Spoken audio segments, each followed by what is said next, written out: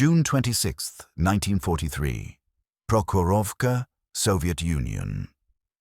Oberleutnant Hans Becker crouched in the commander's cupola of his Panzer, hands trembling as he scribbled words in his combat log that would have seemed impossible just 2 years earlier. The T-34s are not like the Shermans. They are not like the Churchills. Fighting them is not warfare, it is mathematics. And the mathematics say we will all die here. Through the smoke and cordite haze drifting across the rolling steppe, he had just witnessed something that violated every principle of armored tactics he had learned at Wunsdorf Panzer School. 47 T-34s had charged his company's position across 2,000 meters of open ground under withering fire from German 75 mm guns. 14 Soviet tanks burned on the approach, their crews incinerated in the diesel-fueled infernos. But the remaining 33 T-34s crashed into German positions with suicidal aggression, firing point-blank into Panzer hulls, ramming disabled tanks, crushing anti-tank gun positions under their wide tracks. Becker's company started the morning with 18 operational Panzers. By noon, only 7 remained. The T-34s had lost over 60 tanks in the sector. They kept attacking. This was the reality that haunted every German tanker on the Eastern Front from the summer of 1941 to the spring of 1945. Not that the T-34 was the best designed tank in technical terms. German intelligence reports acknowledged that Western Allied tanks often had superior optics, more reliable transmissions, better crew ergonomics, and more sophisticated fire control systems. What made the T-34 uniquely terrifying was something far more fundamental. It was good enough to kill German tanks, crewed enough to be built in overwhelming numbers, and operated by crews willing to accept casualty rates that would have shattered Western armies. The mathematics of this terror were being written not in tactical manuals, but in the blunt statistics of industrial warfare. For every Panzer IV destroyed, Germany needed 6 months and specialized factories to build a replacement. For every T-34 destroyed, the Soviet Union needed 3 weeks and a workforce of semi-skilled laborers. On the killing grounds of the Eastern Front, that equation was a death sentence. The numbers told a story that German tank crews understood with terrible clarity. By mid-1943, the Soviet Union had produced over 35,000 T-34s. Germany had built approximately 9,000 Panzer IVs, its most numerous medium tank, since 1939. The production differential meant that every German tanker knew he was fighting a losing war of attrition where Soviet losses didn't matter because Soviet production exceeded those losses, while every German tank destroyed was irreplaceable. American Shermans and British Churchills were formidable opponents that German crews respected. But they fought those tanks in North Africa, Italy, and Western Europe, theaters where logistics, terrain, and Allied tactical doctrine imposed limits. The T-34 was different. It appeared everywhere on an eastern front that stretched from the Arctic Circle to the Black Sea, operated in weather that immobilized German armor, crossed terrain that German tanks couldn't navigate, and came in numbers that made tactical victory meaningless because strategic defeat was inevitable.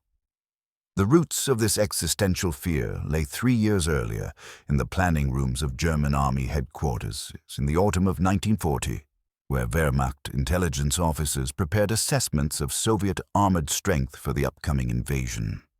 The consensus was comforting. Soviet tank forces were large but technologically backward, equipped primarily with light BT series tanks and obsolete T-26 models that German panzers had easily destroyed during the Spanish Civil War when facing export versions. A classified intelligence summary from October 1940, later captured by Allied forces, stated with absolute confidence, Soviet armored forces number approximately 20,000 tanks, but the vast majority are obsolete designs with thin armor and inadequate guns. The T-34 model recently introduced appears in limited numbers and has not been properly evaluated. But even if superior to our current Panzers, Soviet industrial capacity and crew training deficiencies will prevent it from becoming strategically significant. German armored superiority is assured. This assessment proved catastrophically wrong within 48 hours of Barbarossa's launch on June 22, 1941. The T-34 wasn't a limited production experimental model. It was already in front-line service in numbers that shocked German intelligence. More importantly, it was a weapon so fundamentally superior to German medium tanks that it rendered 2 years of German armor development obsolete overnight. The Panzer III, which had dominated campaigns in Poland, France, and the Balkans, couldn't penetrate a T-34's frontal armor at any practical combat range. The Panzer IV, Germany's heaviest medium tank in 1941, could penetrate T-34 armor only with perfectly placed shots at close range, while the T-34 could destroy Panzerabwehrs from distances where German return fire was ineffective. Lieutenant Karl Fuchs of 7th Panzer Division wrote to his wife on June 25, 1941, 3 days into the invasion, a letter intercepted by Soviet intelligence and preserved in Moscow archives. "We have encountered a new Russian tank that is superior to anything we have. Our 50mm gun cannot penetrate its armor from the front. We must maneuver to its flanks and rear, but it is faster than our panzers in this terrain. Yesterday we lost 5 tanks trying to knock out 3 of these monsters. We finally destroyed them by calling in Stuka dive bombers. This is not what we were told to expect. If the Russians have many of these tanks, this campaign will not be the easy victory we anticipated." The mathematical reality that Fuchs stumbled upon would define the Eastern Front for the next 4 years. The T-34 wasn't marginally better than German tanks. It was categorically superior in the specific characteristics that mattered most for the brutal, attritional warfare that developed in the East. While Western Allied tanks often matched or exceeded the T-34 in individual technical features, none combined the same lethal package of attributes. Sloped armor that doubled effective thickness, a powerful 76mm gun that could destroy any German tank in service in 1941-42, wide tracks that provided mobility in mud and snow that stopped German panzers cold, a diesel engine that was less flammable than the gasoline engines in German tanks, and, most crucially, a design simple enough to be manufactured in quantities that overwhelmed German production by factors of 3 to 5. What German tankers quickly learned was that destroying T-34s was meaningless if 5 more appeared to replace everyone knocked out. Obergefreiter Hans Becker, who would later rise to Oberleutnant and survive Prokhorovka 2 years later, recorded his first T-34 encounter near Minsk on June 28, 1941 in his unit diary. Engaged what appeared to be a company of enemy tanks at 1,200 meters. Took us nearly 30 minutes to destroy 6 of them, had to maneuver to flanks, call in artillery, use every trick we know. We celebrated the victory. Then we saw another dozen T-34s coming over the ridge behind them. That's when we understood what we're facing. It's not about winning individual battles. They have so many of these tanks that tactical victories don't matter. We're killing them, and they keep coming. How do you win against an enemy who can lose 3 tanks for every one of ours and still have numerical superiority? The question would haunt German tankers for the next 4 years, growing more urgent with each passing month as Soviet productions accelerated while German industrial capacity strained under strategic bombing and resource shortages. By 1943, the Soviet Union was building 2,000 T-34s monthly. Germany's entire tank production across all models barely exceeded 1,000 tanks per month. The existential dread that German crews felt facing T-34s wasn't about the individual tank. It was about the inescapable mathematics of industrial warfare, where the side that could build and replace tanks faster would inevitably win, regardless of tactical skill or individual courage. The physics of invulnerability. Why German shells?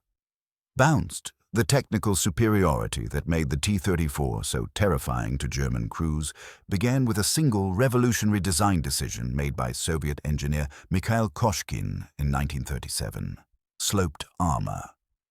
While German, British, and American designers used vertical or near-vertical armor plates because they were easier to manufacture and maximized internal space, Koshkin angled the T-34's armor at 60 degrees from vertical. The physics were devastating to German anti-tank capabilities. When a German 50mm armor-piercing round, traveling at 835 meters per second, struck vertical armor plate, it had to penetrate only the actual thickness of the steel, typically 45mm on a T-34's glacis. But when that same shell struck armor angled at 60 degrees, the effective thickness doubled to 90mm, because the shell had to travel through twice as much steel to penetrate the sloped plate. German tankers discovered this brutal reality in the first weeks of Barbarossa. Feldwebel Otto Carius, who had become one of Germany's most successful tank aces with 150-plus kills, described his first encounter with T-34 armor in his memoir Tigers in the Mud, published in 1992. "We fired at the approaching T-34 from about 800 meters. Good hits. The shells bounced off like tennis balls bouncing off a wall. Unbelievable. We had been told that our 50mm gun could penetrate any tank at that range. The T-34 kept coming. We fired again at 600 meters. Again, the shells bounced. Panic was setting in. At 400 meters, we finally got a penetration through the side armor as it turned. But in that engagement, we expended 22 rounds to kill one T-34. We couldn't sustain that exchange rate." The sloped armor wasn't just effective against German tank guns. It was equally effective against German anti-tank guns, the 37mm Pak-36 and even the 50mm Pak-38 that were standard equipment in 1941. German infantry units discovered that their anti-tank weapons, which had easily destroyed French and British tanks in 1940, were almost useless against T-34s. Desperate infantry tactics emerged. German soldiers learned to wait until T-34s were within 50 meters, then fire at the vertical surfaces of the turret ring or rear armor. Even then, penetration wasn't guaranteed. The psychological impact on German infantry was profound. The primary infantry anti-tank weapon was ineffective, meaning infantry had no reliable defense against T-34s except retreat or calling for air support. By contrast, the American M4 Sherman that German crews encountered in North Africa, Italy, and Western Europe used armor angles of only 30-35 degrees from vertical. While this still provided some deflection advantage, it was nowhere near the T-34's extreme 60-degree slope.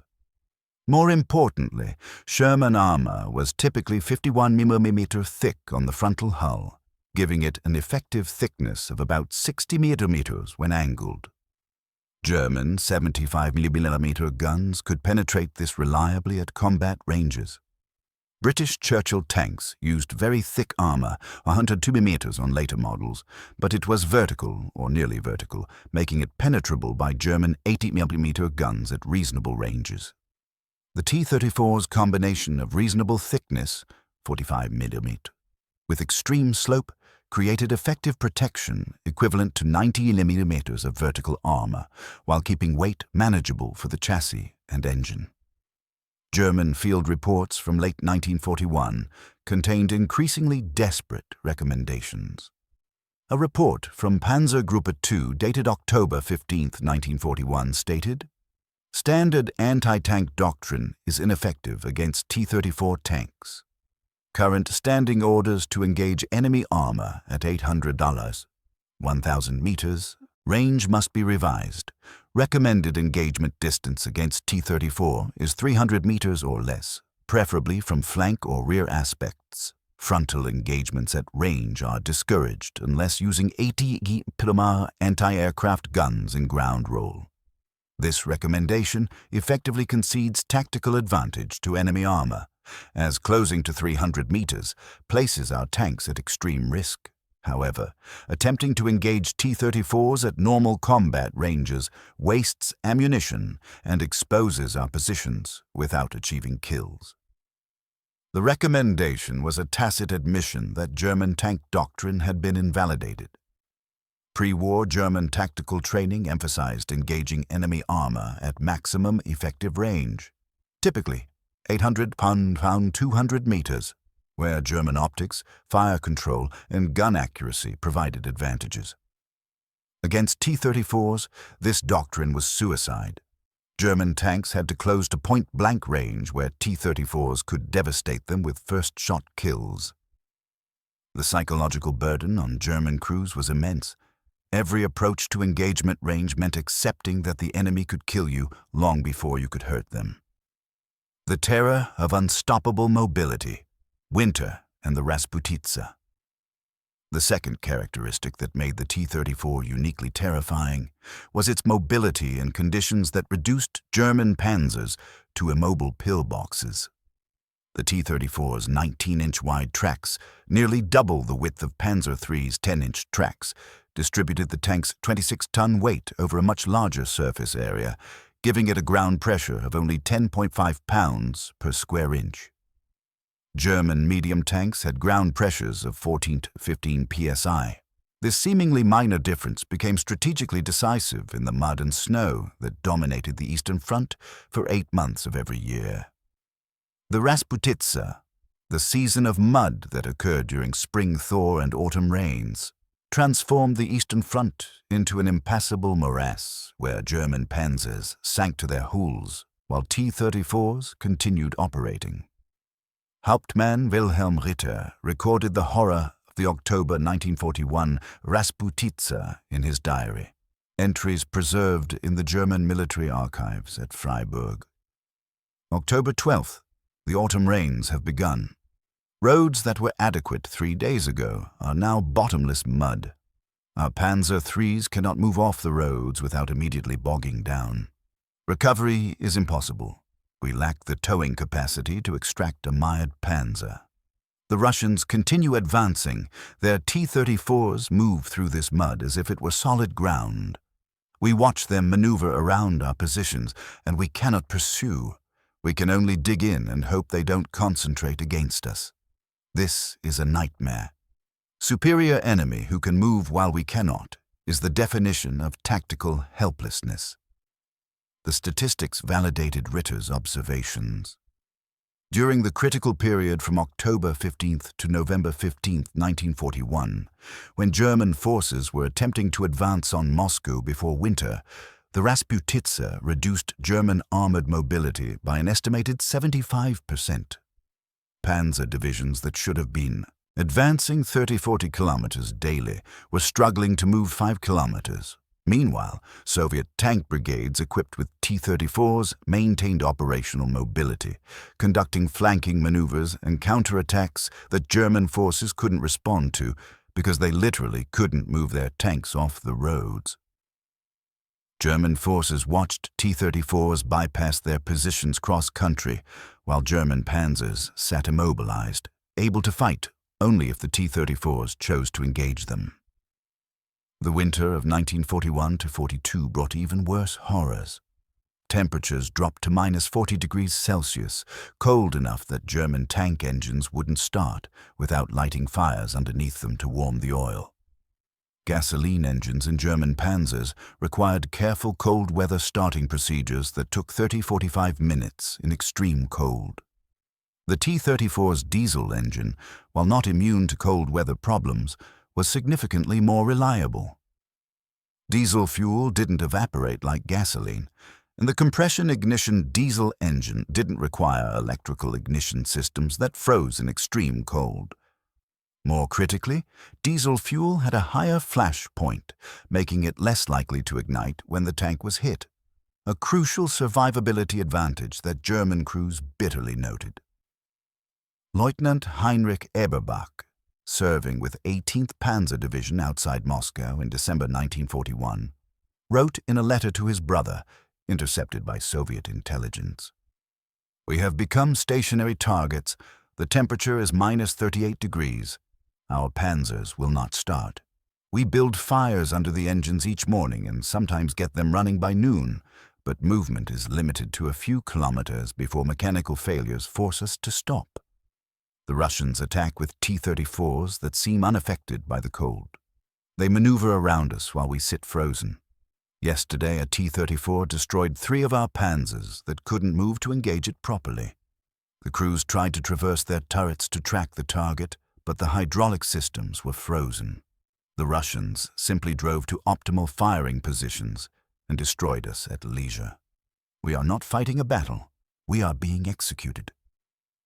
The mobility advantage extended beyond mechanical reliability to tactical capability. The T-34's wide tracks allowed it to cross terrain that channeled German Panzers onto roads. Snow depths that stopped Panzer IIIs and IVs were merely inconvenient to T-34s. This meant that during winter operations, Soviet commanders could maneuver T-34s through forests, across frozen marshes, and over snow-covered fields while German armor was restricted to roads and clear areas. The tactical implications were devastating. Soviet forces had complete freedom of maneuver, while German forces were predictable and road-bound. Every German movement had to follow roads, making them vulnerable to ambush, while Soviet forces could concentrate T-34s at unexpected points because they weren't restricted to roads. By comparison, American Shermans that German crews faced in Western Europe operated primarily in spring, summer, and autumn in France, Belgium, and Germany, regions with developed road networks and temperate climates. While Shermans had their own mobility advantages, excellent reliability and good ground pressure from HVSS suspensions, German crews never faced the seasonal mobility paralysis that characterized the Eastern Front. British Churchills had even narrower tracks and worse ground pressure than German Panzers, making them largely irrelevant to cross-country mobility comparisons.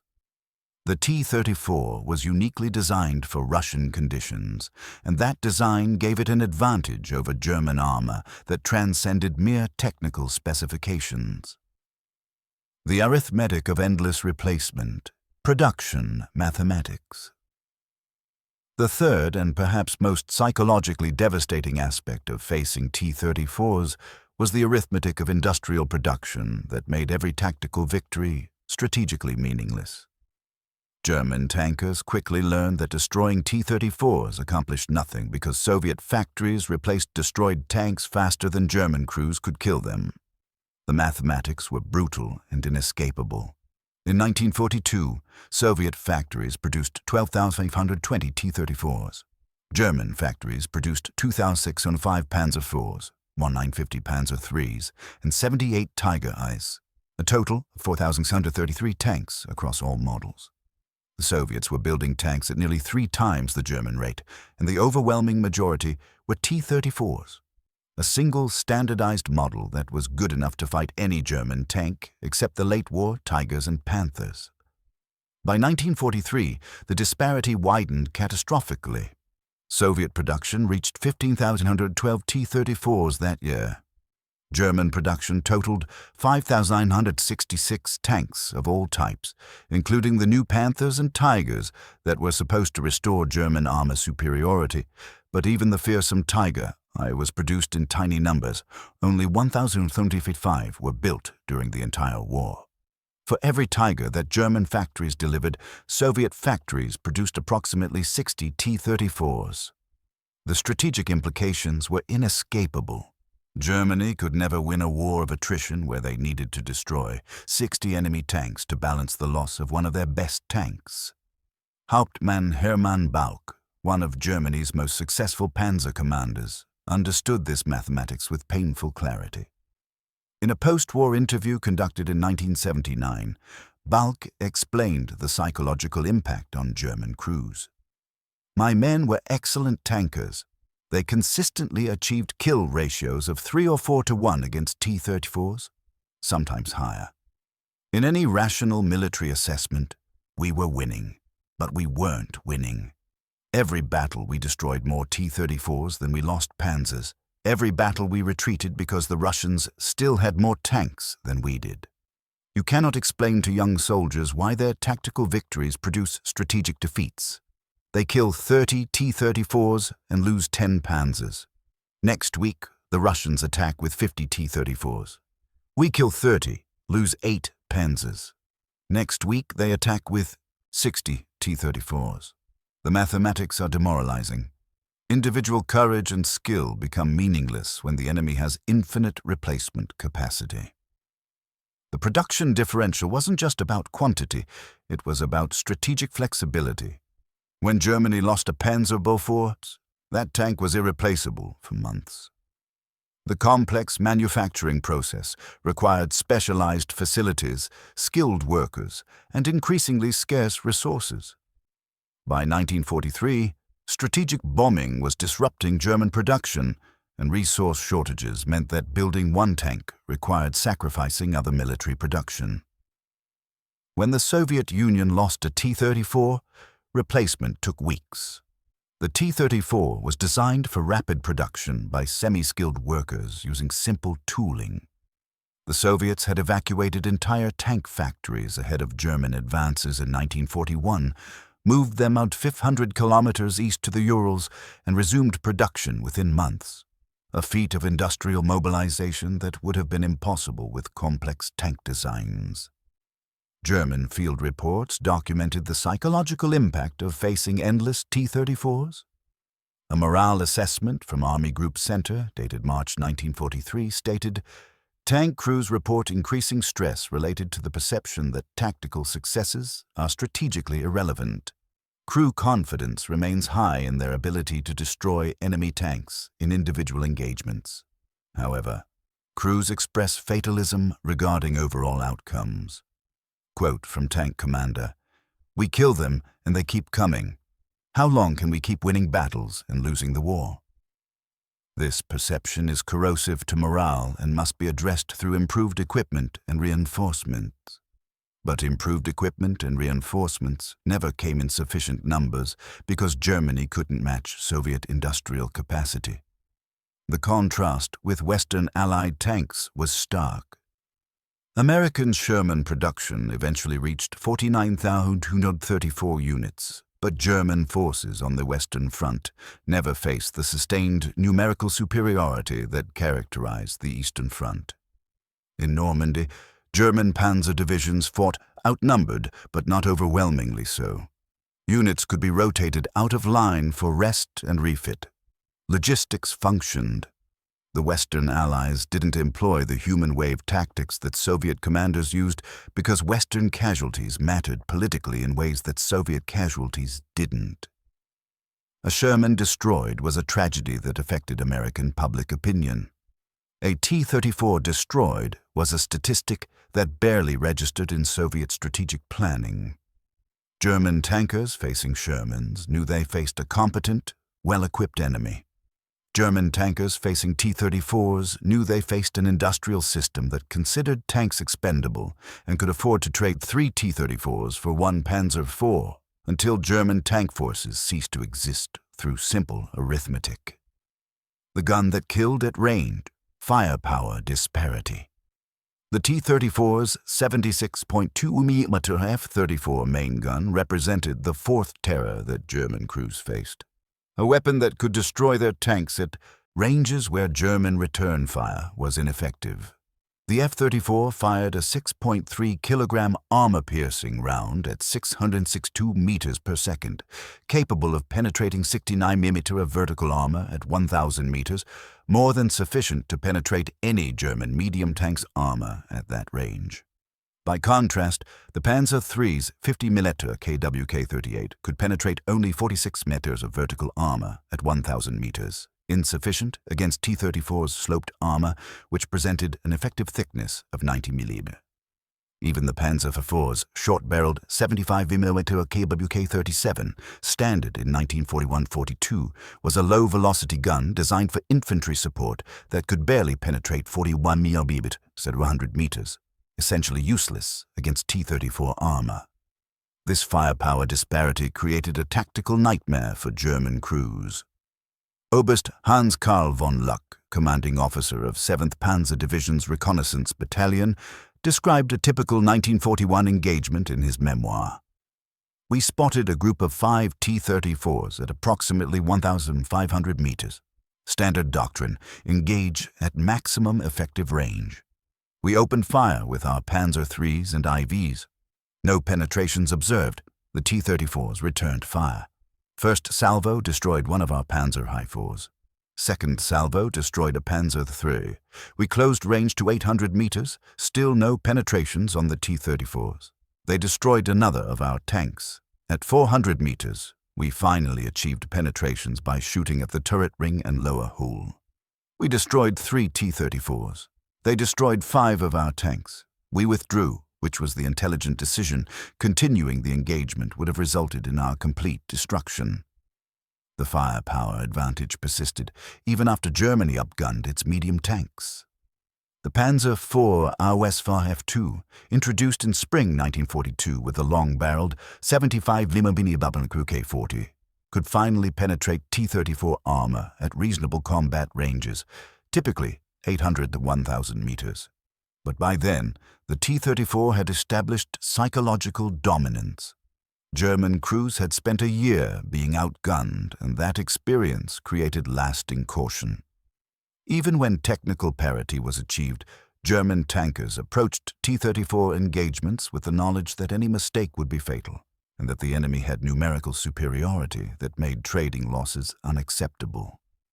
More critically, the Soviet response to German upgunning was simply to build more T-34s.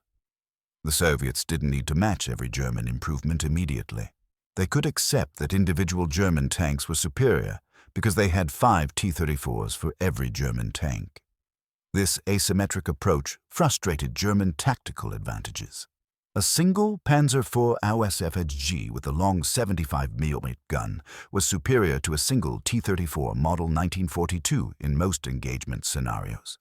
But that same Panzer IV facing 5 T-34s was doomed regardless of its technical superiority.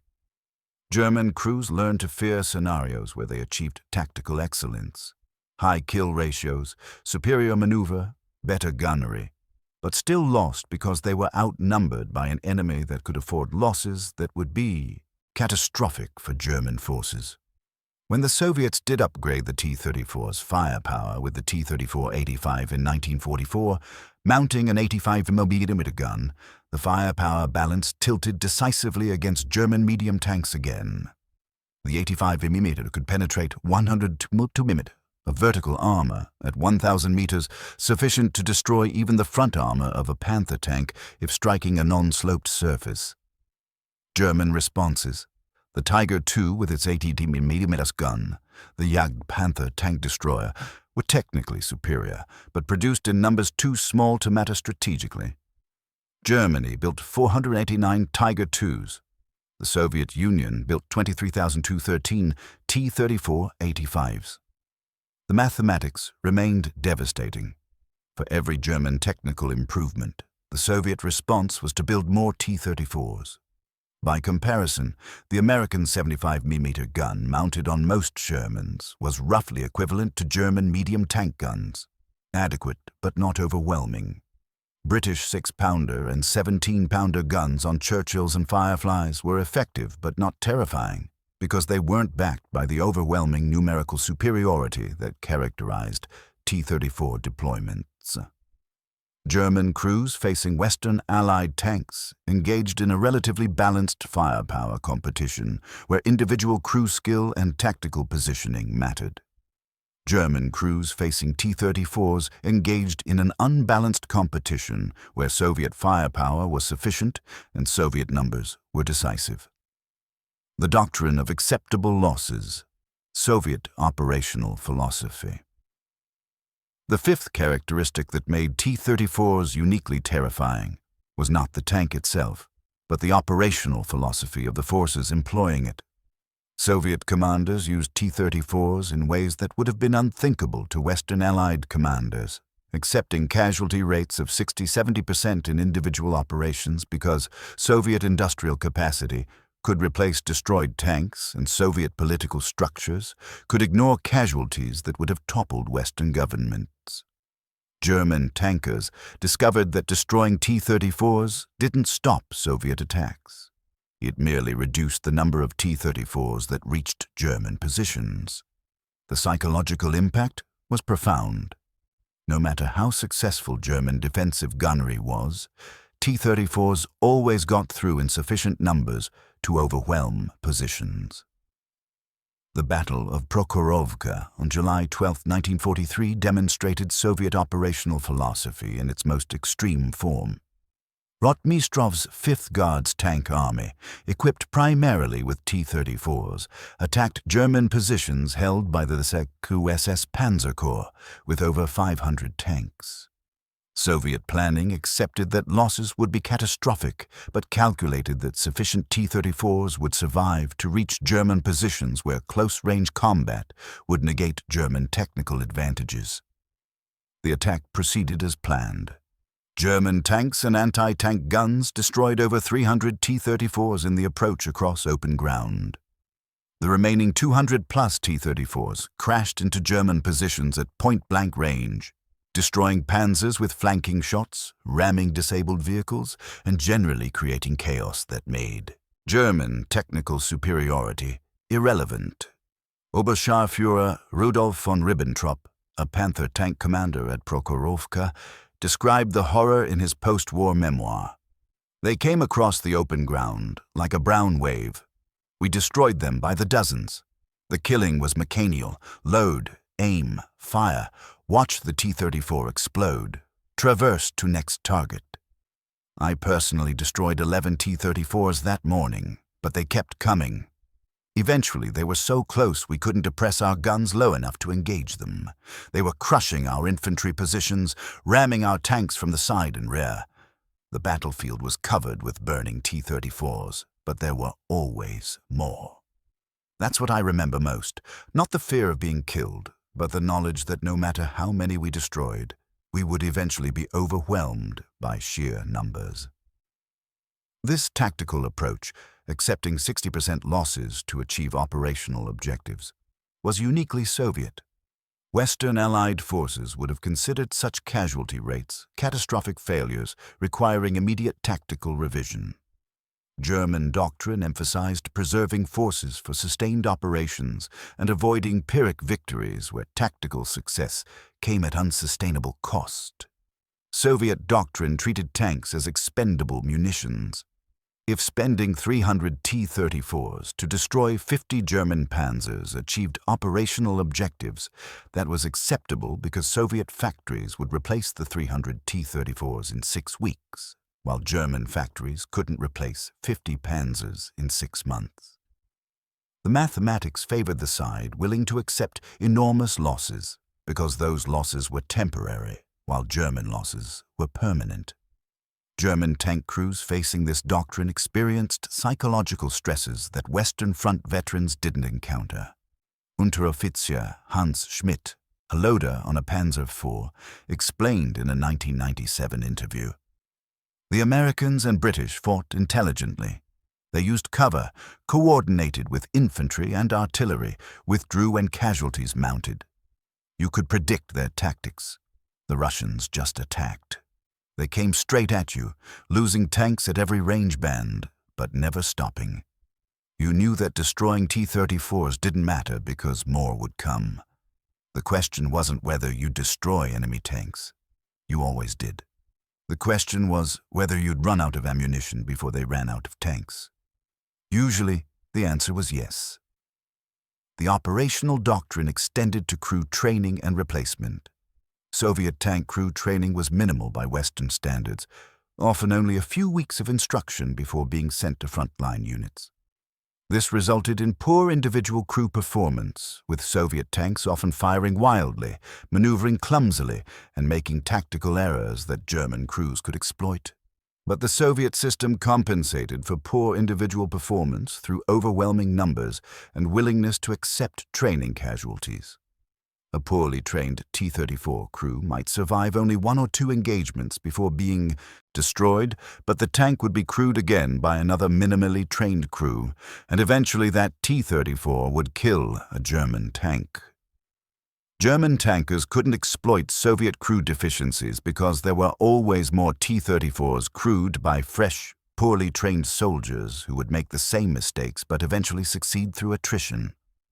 By contrast, American Sherman crews received months of training and were carefully husbanded by commanders, conscious of political consequences of casualties.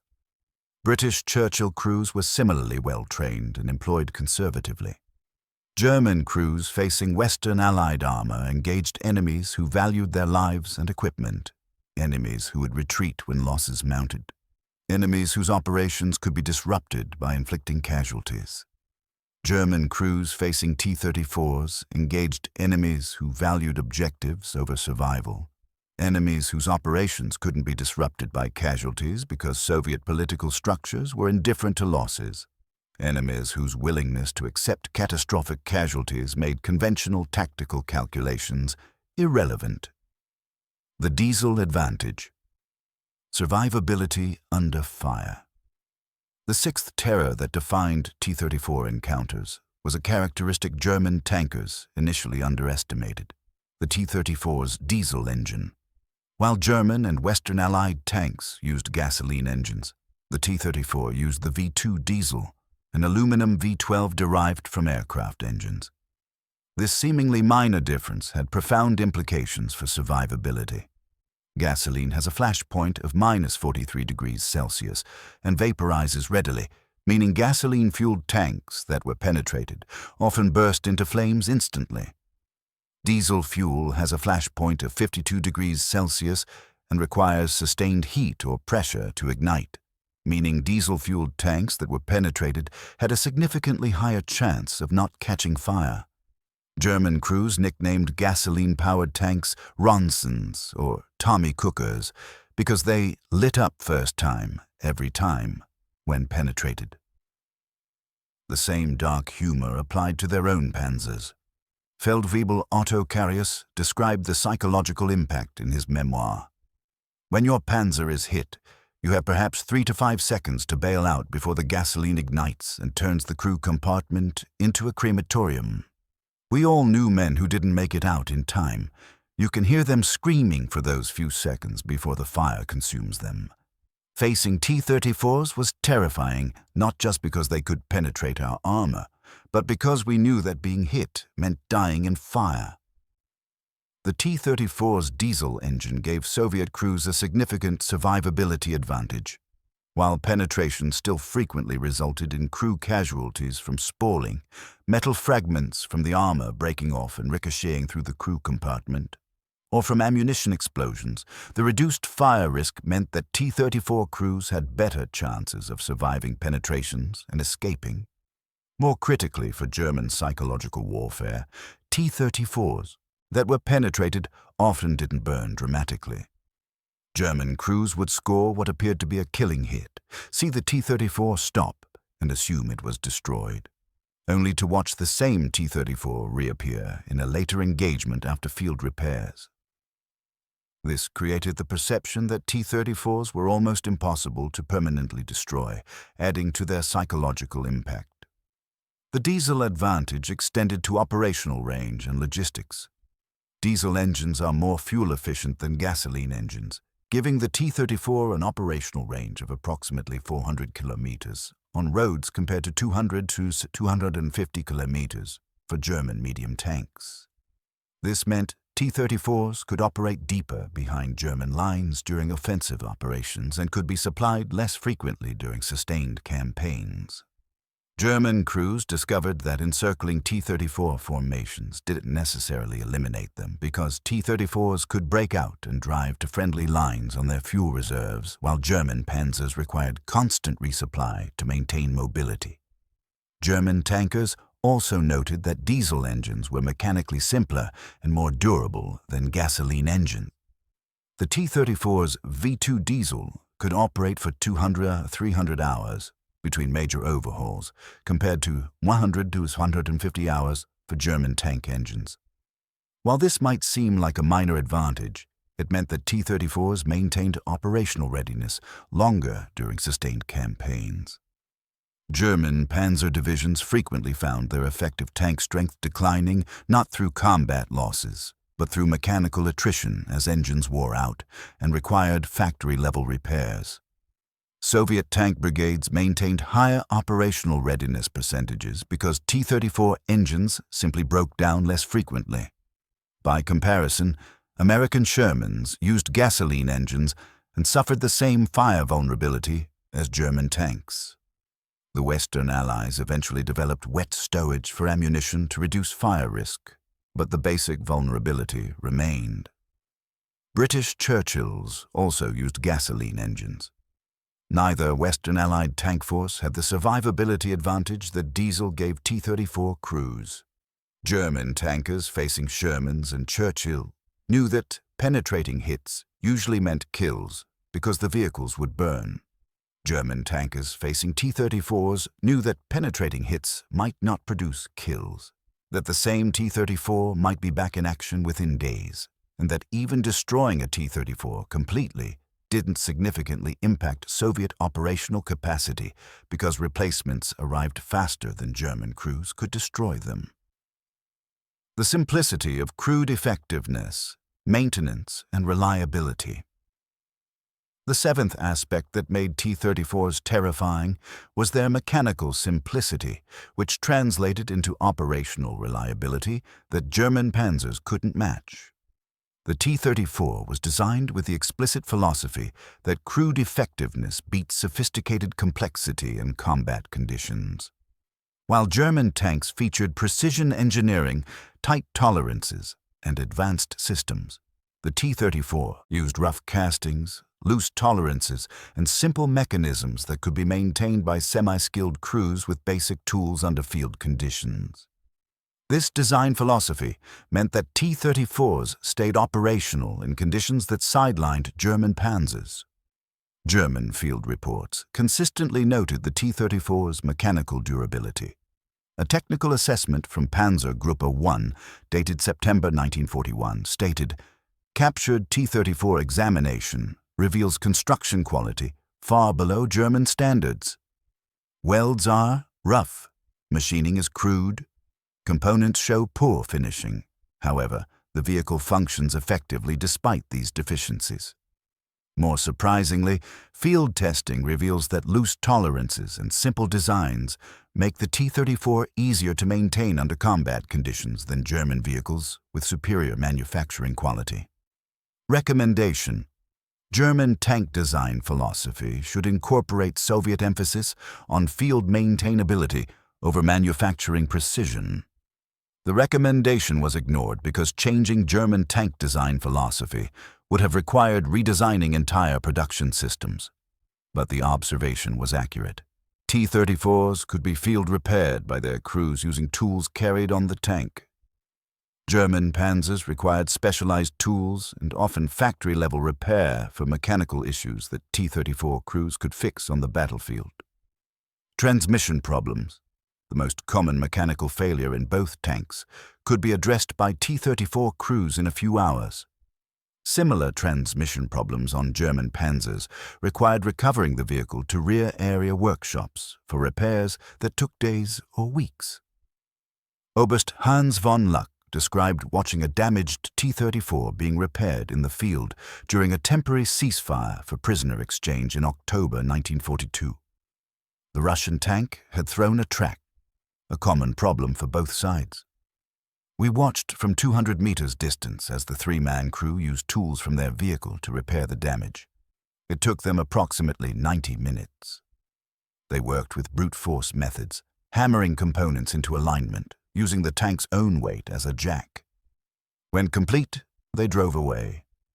Our technical officer was amazed. He said the same repair on a Panzer III would require a recovery vehicle, specialized tools, and at least 4 hours of work by trained mechanics. The Russians used a hammer and did it themselves. The mechanical simplicity extended to the engine. The V2 diesel was adapted from aircraft use but simplified for tank installation. It lacked many refinements of German engines but compensated through durability and tolerance for poor maintenance. T-34 engines could operate on low-quality fuel that would destroy German engines, They could run with inadequate oil changes. They could survive neglect that would immobilize German vehicles. This wasn't because Soviet engineering was superior. It was because Soviet design philosophy explicitly prioritized reliability over performance.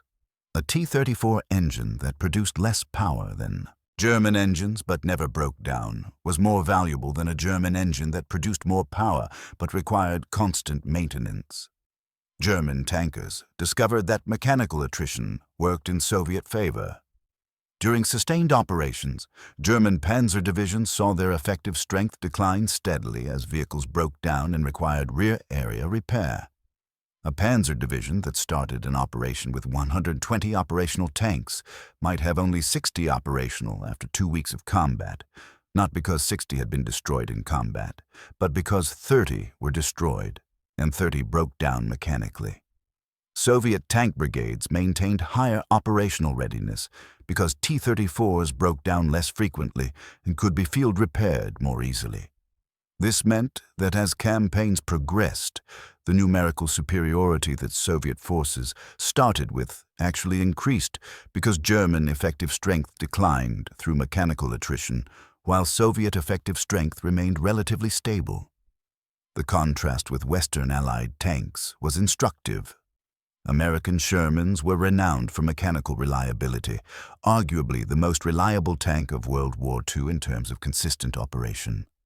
But Sherman reliability came from sophisticated engineering and high-quality manufacturing, not from simplicity. When Shermans did break down, they required skilled mechanics and proper tools for repair. British Churchills were notoriously unreliable, with complex mechanical systems that broke down frequently and required extensive maintenance. Neither Western Allied tank achieved the T-34's balance of crude simplicity and battlefield maintainability. German crews facing Shermans fought opponents who rarely broke down. German crews facing T-34s fought opponents who broke down occasionally but repaired themselves and kept fighting. The wide-track wilderness. Warfare. Terrain mastery. The eighth characteristic that terrorized German tankers was the T-34's ability to operate effectively in terrain that German armor doctrine assumed was impassable for tanks. The 19-inch wide tracks gave the T-34 a ground pressure advantage that translated into cross-country mobility superior to any German tank except late-war specialized vehicles. This meant T-34s appeared where German planners assumed no armor could operate. Attacking from unexpected directions through terrain German forces left undefended because they assumed it was tank-proof. German defensive doctrine on the Eastern Front relied heavily on terrain analysis to determine where armor could operate, and therefore where anti-tank defenses needed concentration. Forests, marshes, steep slopes, and soft ground were assumed to channel armor into predictable avenues of approach where prepared defenses could engage effectively. The T-34 violated these assumptions regularly. Its wide tracks and 58-degree climbing ability allowed it to traverse terrain that stopped German panzers, creating tactical situations where German defenses were bypassed or attacked from flanks, assumed to be secure. Lieutenant Heinrich Eberbach described a defensive position overrun by T-34s in March 1943. We had established our position on high ground overlooking a marshy river valley. The marsh was assumed impassable. Our reconnaissance reported that Panzer IIIs attempting to cross had immediately bogged down. We positioned our anti-tank guns covering the two solid approach routes. The Russian attack came through the marsh. Approximately 30 T-34s crossed terrain we had assumed was impassable. They appeared on our flank where we had no prepared defenses. The position was overrun in 20 minutes. This was not poor planning. This was the Russians using their tanks' mobility capabilities to attack through terrain we correctly assessed as impassable for our vehicles, but incorrectly assumed was impassable for their vehicles. The terrain advantage extended to urban warfare, where T-34s proved surprisingly effective.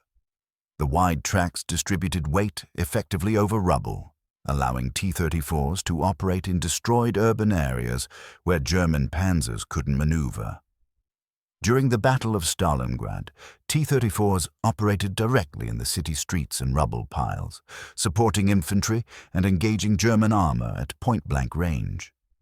German panzers attempting similar operations found that rubble and destroyed buildings created obstacles that immobilized their narrower tracked vehicles or damaged road wheels and suspensions. The Soviets exploited this advantage, using T-34s in urban combat, while German armor was forced to remain on clearer ground or risk immobilization. Forest combat similarly favored T-34s. The combination of wide tracks and compact dimensions allowed T-34s to maneuver through forests where German panzers became entangled in trees or bogged down on soft forest floors. Soviet combined arms tactics used forests to approach German positions under cover, emerging at close range where T-34 firepower was decisive. German forces found defending forest approaches extremely difficult because the terrain that should have protected them actually channeled Soviet armor into close-range ambush positions where German technical advantages in gunnery and armor were negated. By comparison, American Shermans had good cross-country mobility, but operated primarily in Western European terrain with developed infrastructure. British Churchills had poor cross-country mobility and were largely confined to roads and firm ground. Neither Western Allied tank force faced the terrain challenges that characterized the Eastern Front, thousands of kilometers of undeveloped territory where roads were primitive tracks, where marshes, forests, and rivers dominated, where seasonal weather made mobility as important as firepower. The T-34 was specifically designed for this environment, and German crews learned that terrain they assumed protected them actually made them vulnerable to T-34 attacks from unexpected directions. The numbers, that ended hope. The mathematics of defeat. By late 1944, the mathematical reality of facing T-34s had reduced German tank crews to a state of fatalistic resignation. The production differential had widened to the point where tactical excellence was meaningless. Soviet tank armies fielded 500 to 800 T-34s in single operations. German panzer divisions were lucky to field 50-80 operational tanks total. The 10-1 numerical superiority meant that even achieving the 3.1 kill ratios that German crews regularly accomplished still resulted in German defeat because destroying 3 enemy tanks while losing one of your own against an enemy with 10.1 superiority meant you'd be destroyed by the end of the engagement. The Vistula-Oder offensive in January 1945 demonstrated the final evolution of Soviet armored operations. Multiple tank armies equipped primarily with T-34-85s broke through German defenses and advanced 600 kilometers in 23 days from Warsaw to within 60 kilometers of Berlin. German resistance was sporadic and ineffective not because German soldiers lacked courage or skill, but because the mathematics of armored warfare had become impossible. A German Panzer company with 14 tanks facing a Soviet tank brigade with 65 T-34s couldn't win through superior tactics or crew quality. The numbers were absolute. Hauptmann Hans Becker, the same officer who had survived Prokhorovka in 1943, recorded his final combat action in his diary on April 25, 1945, 3 days before his capture. We have 7 operational panzers remaining from a company that started the war with 22.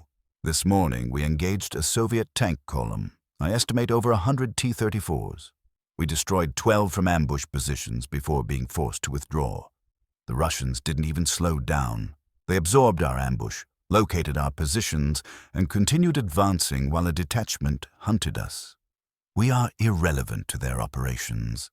Our destruction of 12 tanks meant nothing to them. This is how the war ends. Not in glorious last stands, but in the knowledge that everything we do is tactically successful and strategically meaningless. The psychological journey from the confidence of June 1941 to the resignation of April 1945 captured the essential terror of facing T-34s. German tank crews had begun the war, believing in their technological superiority and tactical excellence. They learned within weeks that Soviet armor was technically superior. They adapted, developing tactics that allowed them to achieve favorable kill ratios, despite being outgunned and out-armored. But none of it mattered, because the Soviets had unlimited T-34s. Every tactical victory was followed by another wave of T-34s. Every successful defense was overwhelmed by numerical superiority. Every skilled crew that destroyed 10 enemy tanks was eventually killed by the 11th or 20th or 50th. The terror of the T-34 wasn't that it was invincible. German crews destroyed thousands of them. The terror was that destroying them was pointless. The T-34 represented industrial warfare reduced to its purest form. Adequate weapons produced in overwhelming quantity by a society willing to accept unlimited losses to achieve strategic objectives. German crews could be technically superior, tactically excellent, and individually courageous. None of those qualities mattered against an enemy who could lose 3 tanks for every German tank destroyed and still win through arithmetic. The synthesis. Victory written in production statistics. The terror that Oberleutnant Hans Becker felt at Prokhorovka on June 26, 1943, was not the terror of facing a superior weapon. German intelligence had already acknowledged that individual T-34s could be destroyed, that German crews often achieved 3.1 or 4.1 kill ratios, that tactical excellence could overcome Soviet numerical advantages in individual engagements. What paralyzed Becker that morning as he watched 47 T-34s charging across open ground, watching 14 burn, watching 33 reach his positions, watching his company destroyed despite killing more enemy tanks than they lost, was the realization that tactical excellence was strategically irrelevant. The mathematics were absolute. Soviet factories built T-34s faster than German crews could destroy them. Everything else was commentary. The victory was determined not on the battlefields of Prokhorovka or Kursk or Berlin, but in the factories of Tankograd, in the design bureaus of Kharkov, where Mikhail Koshkin created a tank simple enough for unskilled workers to build, in the Soviet political system that could treat human lives and military equipment as expendable resources in ways Western democracies never could. German tank crews were fighting not an enemy army, but an industrial system designed around the principle that adequate weapons in overwhelming quantity defeat superior weapons in limited numbers. The T-34 was the physical manifestation of that principle, and every German tanker who faced them learned the lesson written in diesel smoke and sloped armor. In industrial warfare, the side that can sustain losses and replace them wins, regardless of tactical skill. What separated the T-34 from Western Allied tanks in the minds of German crews was not individual superiority. Western tanks often had better optics, more reliable transmissions, superior crew comfort, more sophisticated fire control. What separated the T-34 was the operational context. Facing a Sherman meant facing a well-trained crew supported by excellent logistics, often with air superiority and artillery support, fighting conservatively because Western casualties mattered politically. Destroying a Sherman was meaningful because Western Allied forces couldn't simply replace it with 5 more Shermans the next week. Facing a T-34 meant facing a crew with minimal training, operating a crude but effective weapon.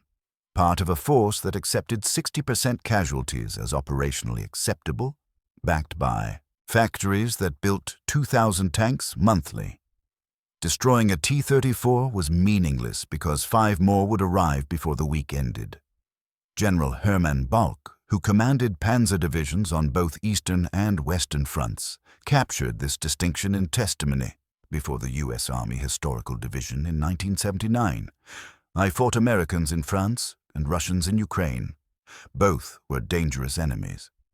But the Americans could be defeated through superior tactics because they valued their soldiers' lives and their equipment.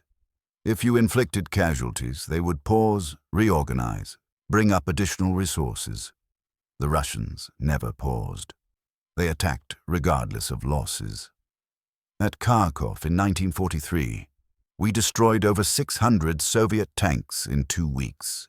We celebrated tactical victory. Then we discovered the Soviets had simply brought up another tank army of 500 fresh T-34s. Our victory was meaningless. That's what made the Eastern Front uniquely terrifying, the knowledge that destroying the enemy accomplished nothing because the enemy had infinite replacements. The specific fear that German crews felt facing T-34s, rather than Shermans or Churchills, emerged from the convergence of technical, operational, and strategic factors. The T-34 could kill German tanks at ranges where German tanks couldn't hurt it. That was technical superiority. The T-34 could operate in weather and terrain that immobilized German armor. That was design optimization for the Eastern Front environment. The T-34 kept coming in waves that absorbed German defensive fires and still overwhelmed positions. That was operational doctrine that accepted catastrophic losses. And most fundamentally, the T-34 could be replaced faster than German crews could destroy them. That was industrial capacity that made tactical victories strategically irrelevant.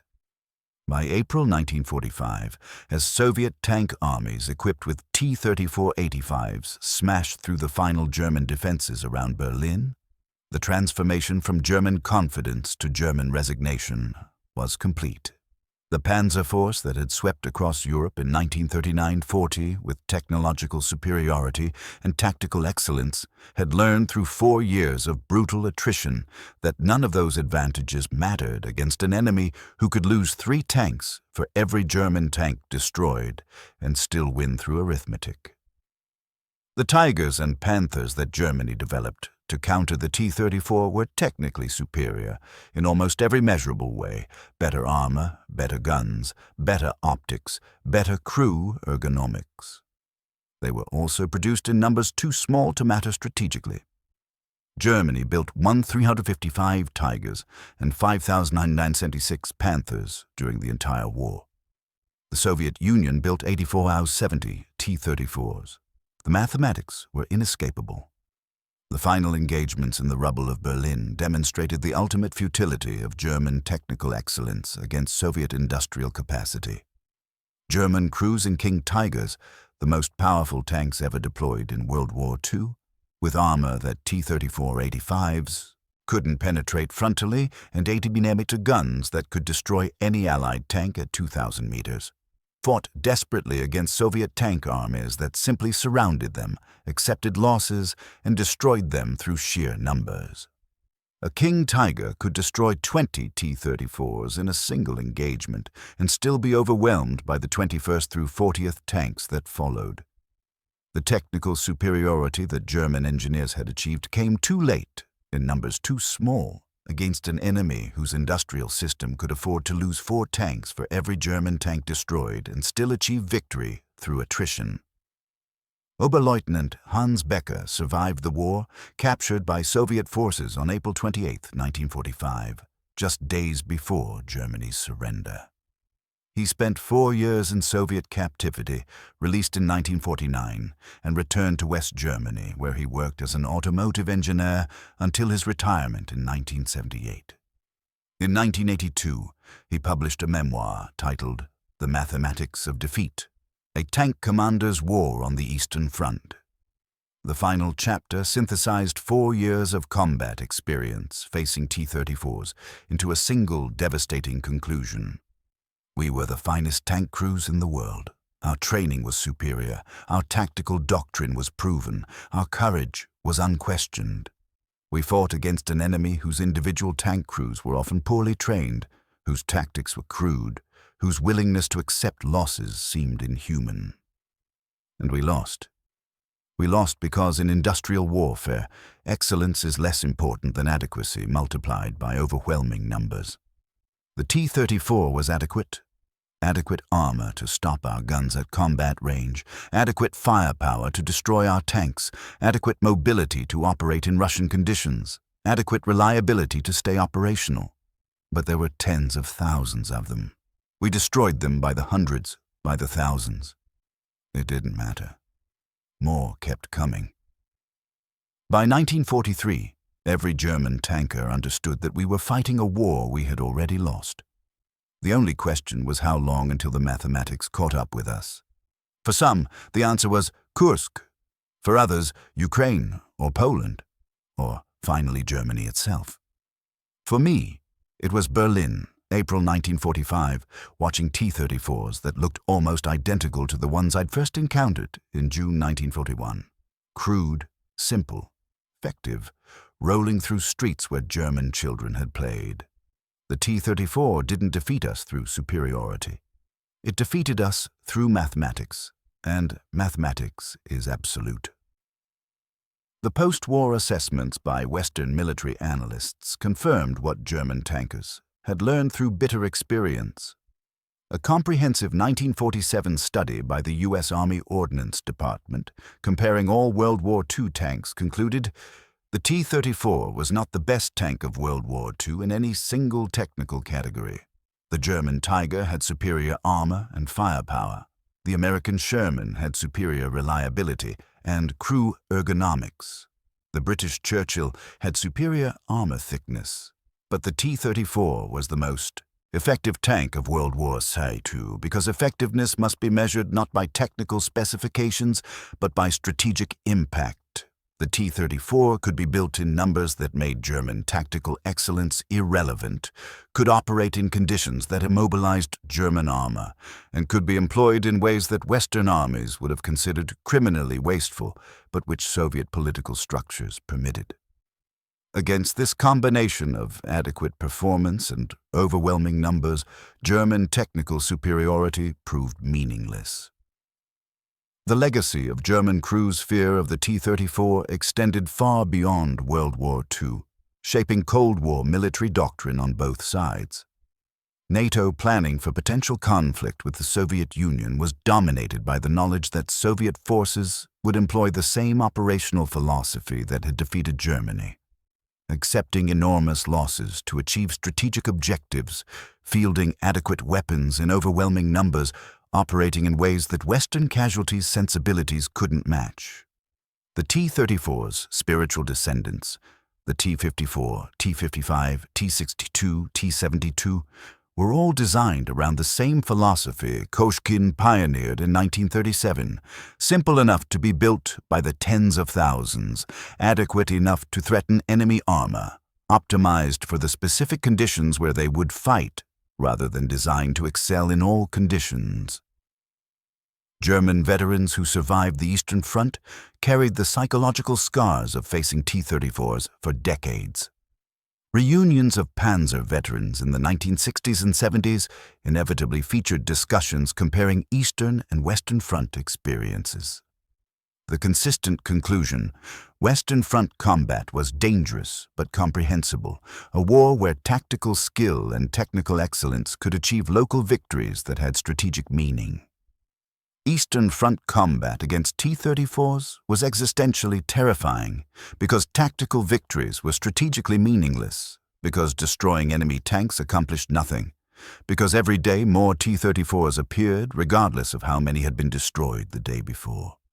The psychological burden of fighting a war where individual excellence and unit performance were irrelevant to strategic outcomes haunted German veterans for the rest of their lives. At the German Tank Museum in Munster, a restored T-34-85 sits among German Panzers in an exhibit titled "The Tank That Changed Everything." The placard explains technical specifications and deployment history. But the most revealing exhibit is a small display case containing dozens of letters and diary entries from German tank crews, all expressing variations of the same theme. One entry from an unnamed Panzer Eife commander killed at Kursk in July 1943 captures the essential terror. "We are excellent soldiers fighting excellently. We destroy them at ratios of 3:1, sometimes 4:1. We are losing. This is what hell must be, doing everything right and still dying because the enemy has infinite resources and we have only our skill. God, help us, The T-34s keep coming. The story of why German Panzer crews feared T-34s more than any Western tank is ultimately the story of how industrial warfare reduced combat to mathematics. German crews respected Shermans and Churchills as competent enemy weapons. They feared T-34s because T-34s represented the end of warfare as Germans understood it, the end of tactical excellence determining outcomes, the end of technical superiority providing decisive advantages, the end of individual courage and skill mattering strategically. The T-34 demonstrated that in wars between industrial powers, the side that can produce adequate weapons in overwhelming numbers and employ them with operational philosophies that accept unlimited losses will defeat the side that produces superior weapons in limited numbers and employs them carefully to minimize casualties. From June 1941, when Hauptmann Wilhelm Ritter watched German shells bounce off T-34 armor near Grodno, through the hell of Prokhorovka, where Hans Becker's company was destroyed despite achieving favorable kill ratios, to the rubble of Berlin, where the last German tank formations were overwhelmed by T-34 waves they couldn't stop. Despite technical superiority, the lesson was written in burning diesel and shattered steel. Victory in industrial warfare goes not to the side with the best weapons, but to the side that can sustain losses and continue operations after the enemy's capacity for resistance has been exhausted through attrition. German Panzer crews learned this lesson completely. They learned it through 4 years of tactical excellence that achieved nothing strategically. They learned it through watching T-34s burn by the thousands while more kept coming. They learned it through the knowledge that every battle they won moved them closer to losing the war, because their losses were permanent while Soviet losses were temporary. The T-34 didn't defeat German panzer forces through superiority. It defeated them through mathematics. And in industrial warfare, mathematics is absolute. The crude effectiveness of Soviet design philosophy, the willingness to accept catastrophic losses, the industrial capacity that treated tanks as expendable ammunition rather than precious assets, and the operational doctrines that valued objectives over survival. These factors combined to create a weapon system that German technical excellence and tactical skill could never overcome. That was the terror. That was why German crews feared T-34s more than Shermans or Churchills or any other Allied tank, not because individual T-34s were unbeatable, but because the system that produced them, employed them, and replaced them was unbeatable by an enemy who couldn't match Soviet industrial capacity or accept Soviet casualty rates. The war was lost in the factories of Tankograd before it was lost on the battlefields of Kursk and Berlin. German tank crews knew this by 1943. They fought on for 2 more years, achieving tactical victories that meant nothing, destroying T-34s that were replaced before the week ended, dying in service to a cause that mathematics had already condemned to defeat. That knowledge, that every action was ultimately futile because the arithmetic was inescapable, was the final and most terrible fear that T-34s inspired in German panzer crews from the first day of Barbarossa to the last day of the war.